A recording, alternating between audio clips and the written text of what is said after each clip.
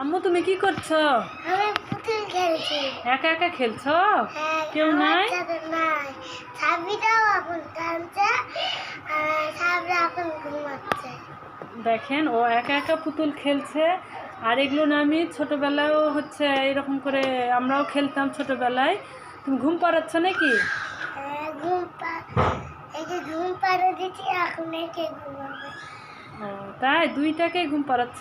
হ্যাঁ, ও, আচ্ছা ঠিক আছে। আমরা এরকম করেও খেলতাম, আমরা ছোটোবেলায় আমরা এভাবে পুতুল নিয়ে ঘর বানিয়ে খেলতাম। তুমিও ঘর বানিয়েছো বালিশ দিয়ে না? হ্যাঁ। আচ্ছা ঠিক আছে। গান জানো? হ্যাঁ? ঘুম পাড়ানি গান বলতে পারো? হ্যাঁ। তাহলে বলো। ঘুম পাড়ানি মাছি বিচি ওদের বাড়িয়েছ, খাট নাই পালন নাই।